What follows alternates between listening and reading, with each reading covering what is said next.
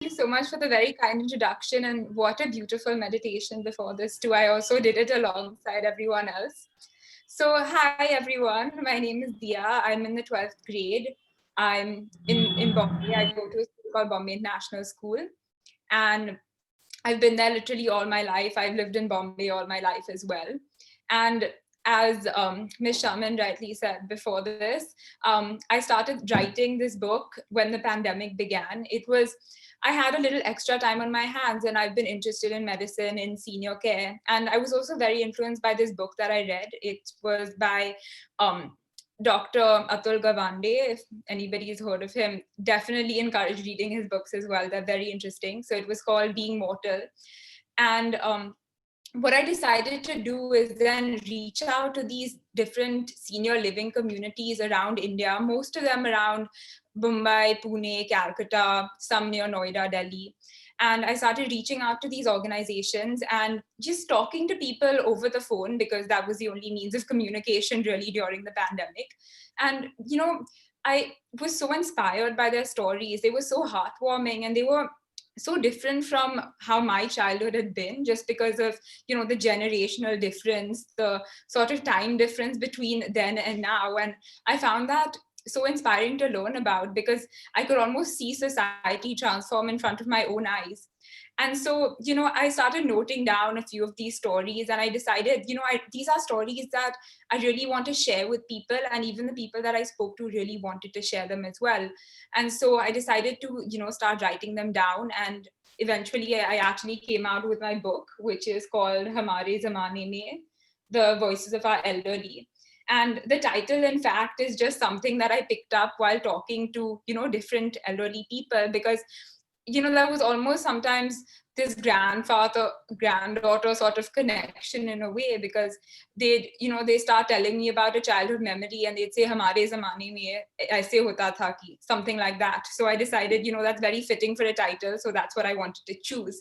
And so slowly this book sort of materialized in my room, and I want to share it with everyone here. And another reason I'm sort of putting it on this platform now is because I want to show other people how valuable experiences are, how valuable your experiences are, and how sharing them with people can really connect people in society, whether they're in Calcutta or in Mumbai or in a different country altogether.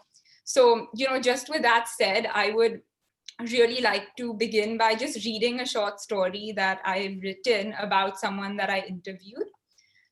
So I'll just share my screen, and then just so there's some sort of guide so you can see what I'm reading as I'm reading it. I think that'll be easier.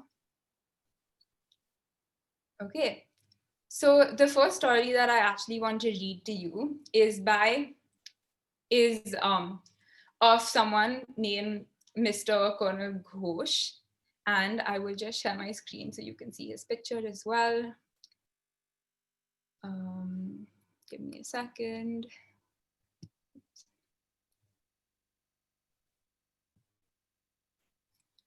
Okay.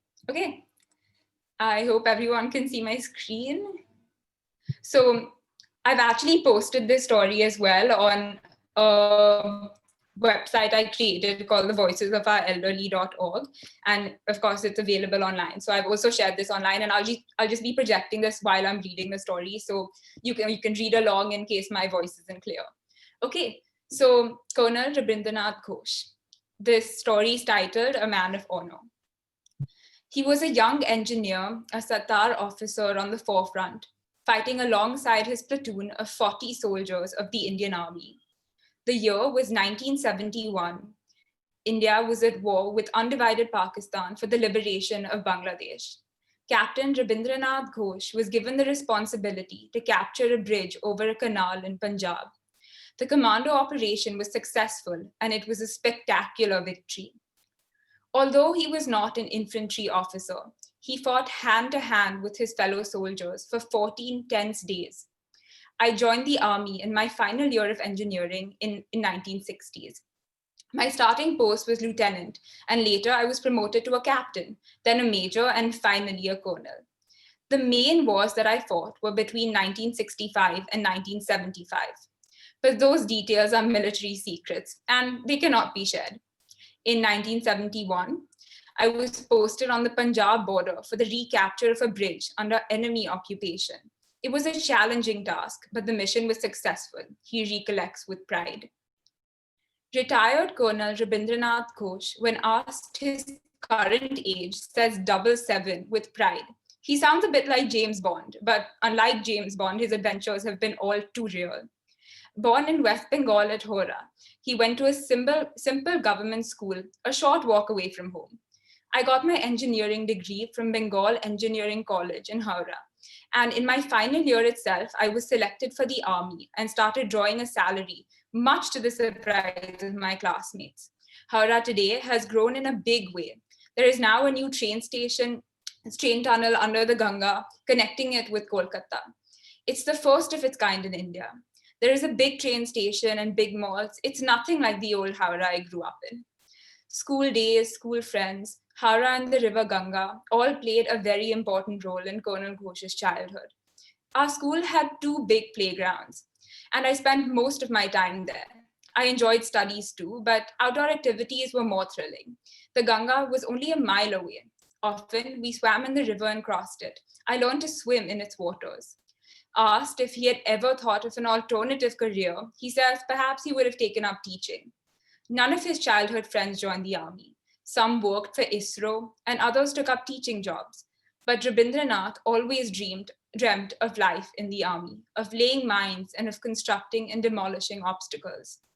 At peace stations, we have officers' messes, where they organize parties, dances, drinks, jokes, and a lot of entertainment. We enjoyed life thoroughly. Army life is full of aspiration, romance, and adventure. My wife, Ruby, accompanied me to all the postings. She would take up a job as an English teacher in a school. She's a graduate from Calcutta University and studied in St. Thomas School of Calcutta before that. We had an arranged marriage. Prijapati ne mila diya. It was a match made in heaven. I directly quote from him. Since the day he joined the army, Colonel Ghosh has been away from Calcutta, his homeland. Every 2 to 3 years, he had a new posting in a new place. He had been stationed at NEFA, now known as Arunachal Pradesh, Assam, Jammu and Kashmir, and finally in Pune, Maharashtra, where he is now settled.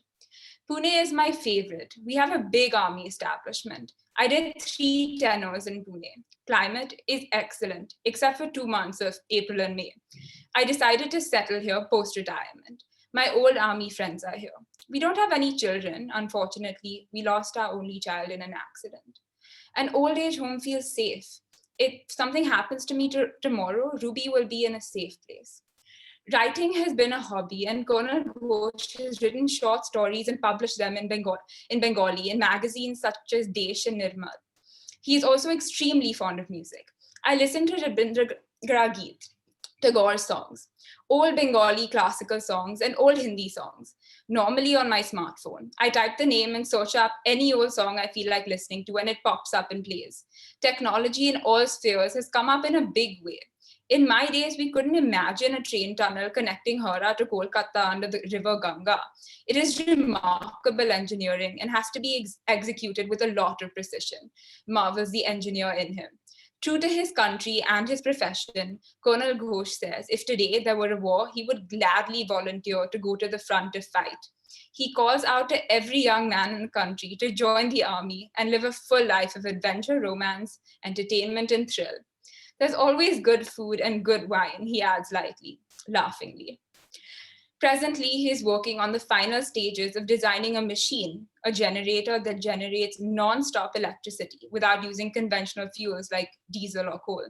He is also involved in a project to optimize the use of land and water for crop cultivation in villages around him. I wish him luck in all his endeavors. So I picked this story to read out today, especially because Colonel Ghosh himself writes short stories. And that's one of the things I really want to talk to you about. So, I hope you enjoyed this story that I really enjoyed listening about. It was a new experience for me hearing this because well, I've never actually had anything to do related to the army. So this experience that I learned, that I almost shared through someone else, was so enriching for me in so many ways. And that's one little message that I also wanted to leave you with before we continue on to the next thing related to this story. Um, I'm wondering if I should read another story, or I should go to, the little bit that I had planned after this about actually explaining how everyone here can begin to write their own stories and share their own experiences with the world. I think, Diya, you can go ahead explaining to them how if they want to write their own story, they can start that. Oh, And then if time permits and, post question answers, we let's could do hear that. another story. Perfect. Okay, let's do that. I'm just going to share my screen again. I've made a little PowerPoint Uh, presentation. can you hear me, Diya? Yeah, I can. Tell me. Did you hear what I said? Because I thought I had lost connection. No, I heard what you said. So You were clear. All right. Okay. Okay, perfect. Okay, so I'm going to talk about the simple steps of starting to write your own story. And I think this is so valuable for all of you here to know because, you know, Diya, yeah, Diya, just put your presentation on slide mode, slideshow. We sure, can sure. see all Yeah, here. I'll do that. Just give me a second. Yeah.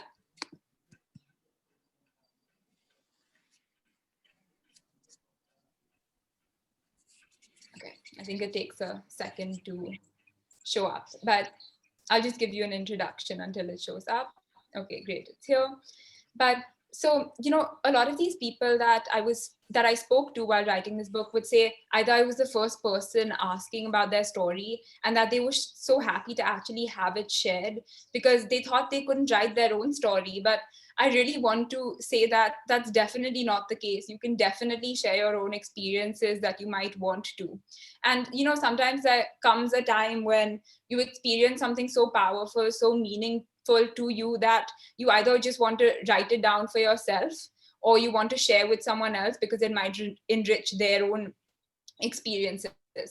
So this is why I want to sort of take you through processes of story writing that even you can use and begin writing your own stories and sharing them with the world. So how to write your own story.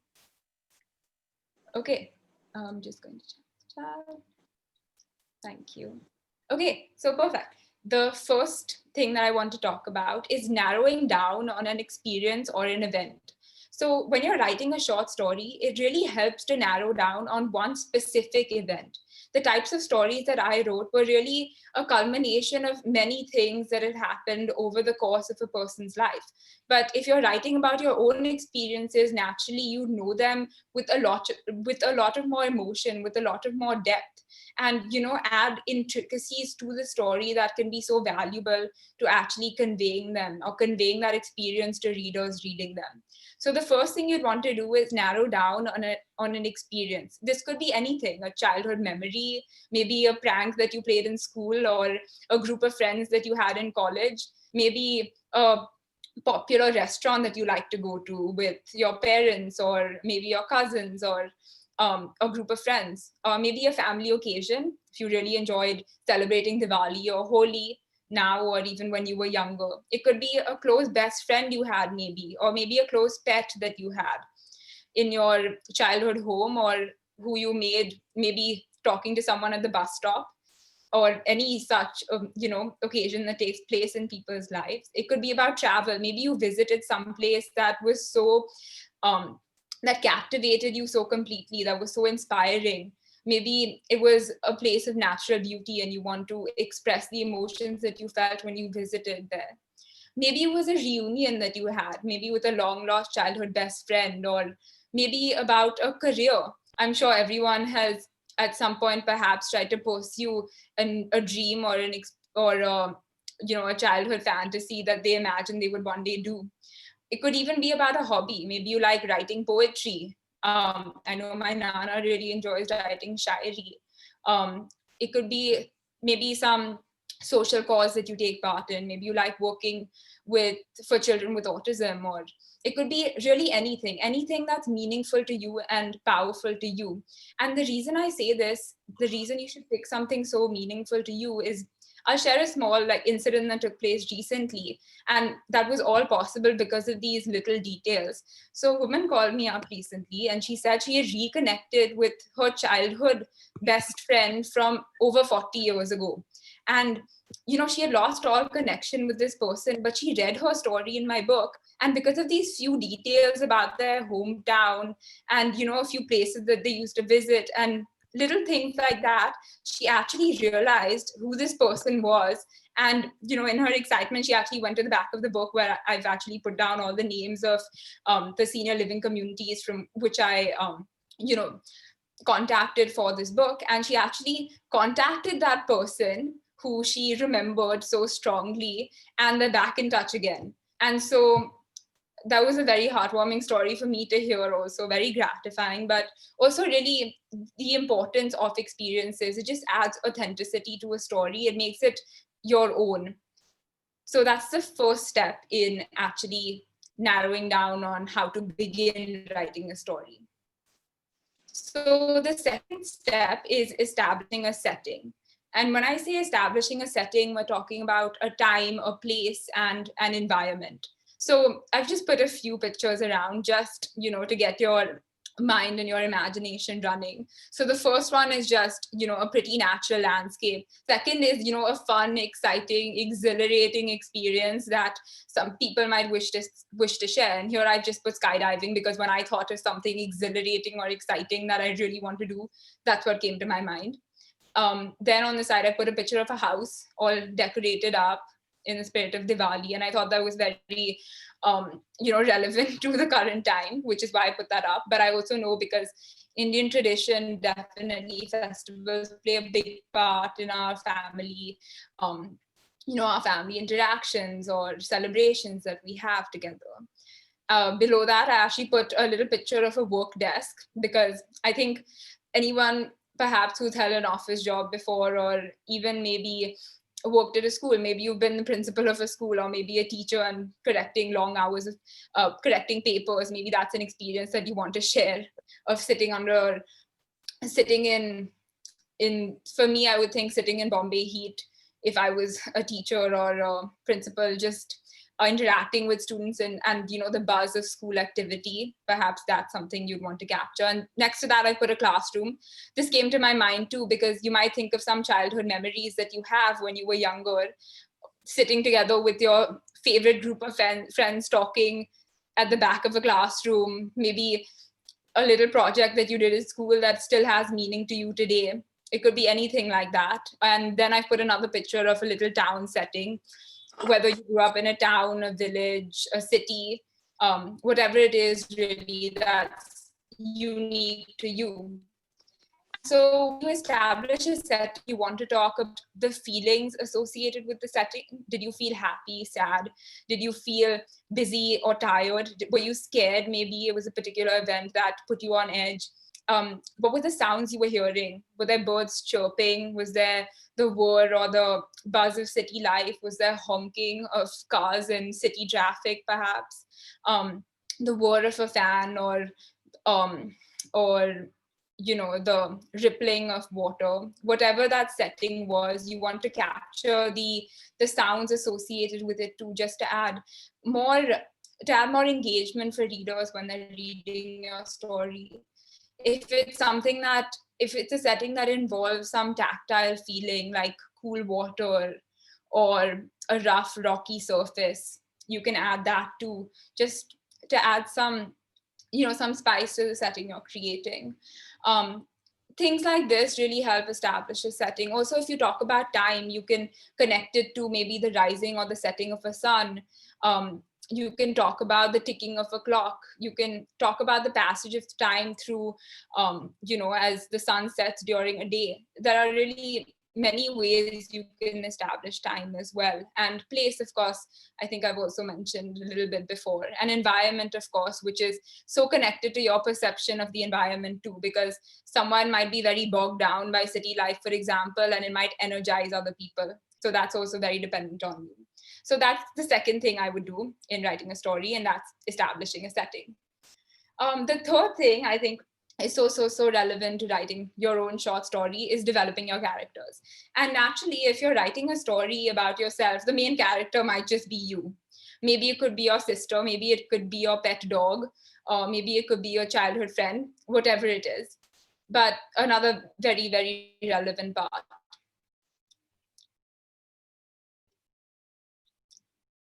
Okay, hi, Hemant.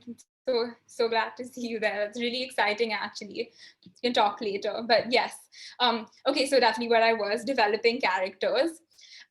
So one of the the bases that you'd want to have when you start developing a character is ethnicity, age, name, job, residence, religion, hobbies. You single or married at that time. Maybe you had children at that time. Whatever it is, these are the very fundamentals of a character. Like when you first meet someone, if we don't imagine it as being a character, literally, if you meet someone, the first thing you'd ask them is, what is your name? How old is you? Where are you from? Maybe where have you lived most of your life? Something like that. So that's the very fundamentals of a character. And then sort of the second level, which is a little where you dig a little deeper into, this person that you're creating in writing. That can be in terms of political ideologies, values, friends, strong memories that this person has, maybe hatred towards something, maybe an illness this person suffers from, a favorite food or an occasion they really enjoy. Really, anything of this that also adds some spice to your character. And then I'd say at the very top of that pyramid, this is where you really have to dig the deepest when creating a character, are perhaps some phobias, fears that this character has, maybe some secrets that this character is very hesitant to share, maybe something like sleep patterns, which doesn't strike you immediately, maybe nervous gestures, maybe this person always has their hands together in some way or is always fidgeting with something, and quirks of the character, something that's so unique to them that distinguishes them from everyone else. So when you're developing characters in your own story, even perhaps when writing about yourself, these are all things you could think about. And the thing is, these are all things you can think about and something that you should create for yourself in your mind, but you don't have to write about all of them necessarily. It's just when you keep all of these things in your mind, when you're writing a story, in some little ways they come out. Maybe the way a character would react to a particular situation, for example. If you knew what their political ideologies and their values are, then that would guide the way that you write that particular scenario. So that's sort of what I'm getting at to developing your characters with. And the last thing I want to talk about creating your own story is about developing a storyline, right? So the first thing you want to start with is the introduction. So it really helps if you start a story with a hook, some incident that was so unique, something that startled someone, so that'll startle your readers or surprise them, something that'll make you immediately want to read the story. So that's the hook. Then you want to cover, the basic who, what, when, where, the setting, who are the characters, when is this happening, what is this environment that it's taking place in. These are the few elements that you want to add to the introduction. And then slowly the story builds up, right? Then comes the rising action. Here is when the characters face a problem or they encounter an event. Maybe you lost your pet dog one day, maybe maybe you reconnected with a childhood best friend, something that meant something to you, something that sort of builds up to the rising action. Maybe you've planned to meet a childhood best friend and then it's rising up to that climax when you finally meet them after 20 years of perhaps not seeing each other, and you want to write about this experience. So then it moves to the climax, which is when the story reaches a crucial moment, the peak, sort of when all the activity that you've been leading up to unfolds.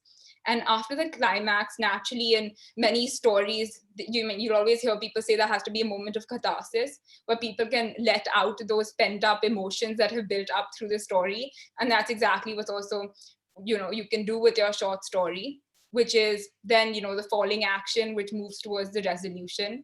So that's when the tension is diffused and the story reaches its end. And a nice way to sort of end your story is also to maybe connect it with the introduction, the way you started. And that sort of ties up all the loose ends. So you have this very complete action packed story that you've created. And of course, this is just one possible guide you can start using to start writing your own story, but there are multiple ways you can do this.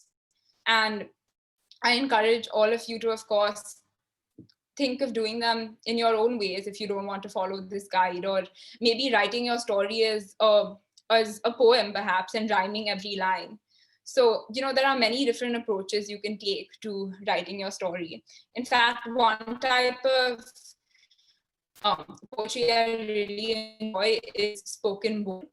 And spoken word is like writing poetry, but it doesn't necessarily have to rhyme, but it's packed with energy. And so that's also another way to write a story or share an experience. It doesn't necessarily have to be in paragraphs. So yeah, just to recount the events really quickly, narrowing down on an experience or an event that you want to write about and thinking of all the things associated with it, establishing a setting, which is time, place, environment. Where is this unfolding? How is it happening? Make your readers feel like they are there. And then developing characters. Who is this character? How have these characters developed? All of those things. And then developing that final storyline, creating a playing field for the characters and showing their interactions, relationships, and how the story is going to unfold.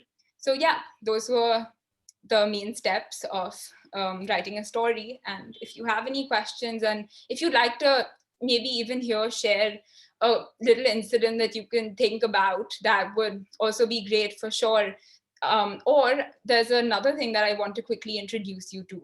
So along with my book, I also created a portal. And the main point of this portal was for exactly this purpose, for people to continue sharing their stories with other people because they're so enriching. So I will just quickly show you my portal and how you can actually share your own story on it. And I really encourage everyone to do that, because I think you have a little bit of a base on how you can start writing your own story. So maybe you could experiment with writing one particular event that you'd like to share. And you can also maybe feel free to message me anytime, and I can even help you build it up if that's something you like. But I will just share the portal with you really quickly so you can get an idea of how exactly you can share your story. Okay. Okay, so I'm going to just share my screen. Cool. Okay. Can everyone see it? I think it... Yes, we can see, Diya. Okay, perfect. So it's called voicesofourelderly.org with no spaces anywhere. And when you open onto it, this is how it opens. So if you want to read some stories, you can just, click on this tab and it'll take you there. And if you want to, get hold of the book, you can just click on this tab and it'll take you there. But right now I want to focus on this tab, which is share your story. So if you just click on this, it should open up to a different page, which is this one. And this is where you can actually share your own story, which I really encourage you to write. And over here, it's pretty simple. You just put in your name, when you were born, so I can get an idea of, your age when the story is unfolding. So, it gives me some context to go on with. And where are you from? Because I love that these stories that even I've collected have so much diversity in terms of the people all around India, because I find that where you grew up and the setting so influences your story. Someone who's lived in a small town might have different experiences versus someone who's lived in a huge city, or someone who's lived in another country too, because values and cultures are so influenced by places and people there. So yeah, definitely that would also help give me and everyone reading the story some context. And then the last place is your story. And I put your voice because even in the stories that I've written, I've tried to maintain as much of the voice of the actual person whose story is being told, because I think that's so important. So yeah, I've put your voice here, and you could just start typing out your story. And if you're comfortable sharing it, of course, that would be great. And I can also always help you develop it if you'd like that as well. And then this is, of course, for me. If you'd like some help developing the story, or you have some reservations perhaps with it being put on the website or whatever it is, this would be great, so I can get in touch with you and, you know, also guide you with the process if you have any questions or anything like that. So yeah, that's the last thing. And then all you have to do is press submit, and that's literally it. It's that simple. And I call it a living archive because I want this to keep growing, for people to keep sharing their experiences. And really, everyone has a story to tell. And that's something I've learned with my very, very limited 17 years, I'm sure, compared to all of you. But that's something even I've learned in this much time. So yeah, you can also contact me. So I've just put a very quick contact me situation here. Literally my email if you want to email me or anything. Yeah, Diya, we will share with them. If anybody wants your details, we will share with them on our TAARE social WhatsApp number. किसी को भी दिया का number चाहिए, email ID चाहिए, कुछ भी details चाहिए दिया से, तो please हमें लिखना हमारे WhatsApp पे, हम definitely share करेंगे. किसी को भी कुछ भी सवाल हो, कुछ बताना हो, तो please go ahead. You want to share something? We have some more minutes, so we can share with Diya. If that's it, yeah, you can close your PPT, so then we could, yeah. Anybody wants, you're all on mute, so you'll have to unmute yourself if you want to question her or share anything with us. Yeah, feel free to ask me anything. Want to say anything, please feel free. So also I'd like to just take everyone's attention to Mr. Hemant for a second here, because this is so special. I'm here. I've actually written about him. Hi. Hi, I'm so excited. I'm so excited to actually see you over here, because there's actually a story on him in my book. It's right here. Yeah. Oops, I'll just take that. Yeah. Yeah, so I mean, that's pretty exciting. You know, it's a really lucky coincidence, I'd say.